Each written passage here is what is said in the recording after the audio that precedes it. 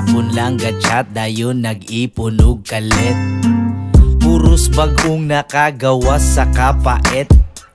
Kinsay magtuo nga ikaw ang kapalit. Sa ako ang gituuhang maoy makapalangit. Nilame ang kinabuhi nga nag-abot ang wait. Ang kainit walay limit di maukang skapiit. Pero dili na diing ana ka sayon. Sugala na ang tanan bisag pamilya kontrahon. Love, what if mga tayo tagpalit dahil wala tong maguban? Gikan Cebu nagpa-CDO sakay na sad kog plane. Bisag layo tungod kay gugmaan wala ko mo complain. Ingon sila ayaw sa pagdali-dali. Ikapila na nimo dapat di na mamali. Pero nakita na ko sa chat og sa personal lahi. Abi na ko Photoshop ra ang nagdani mog lami. Pero dili mas lami pa kas lami. Sa kinabuhi walay makatag-an sa atong padulngan. Pwede ka nang imong paris karon gihandom pod sa uban.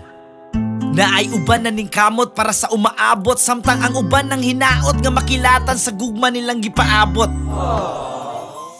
Unsaon man punta ng kaugmaon ug di na ta maugmaan.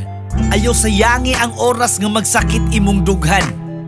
Wa ko mag-ingon nga pagyabag-yabag pero naara gyud nato tanan. Gugma na gani magsugo o agyud tay dag-anan. Karon ga ipon na galalis, puros gusto na manghagis. Nangalimot sa gisaad nga kitang duha magpares. Puros manharing gangis, way sinabtanay.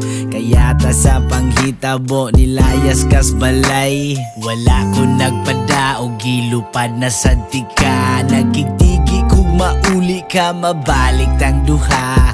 Basta gugmang tinuod wala gyud nay formula. Masakto magmasayo basta mag-uban tang duha.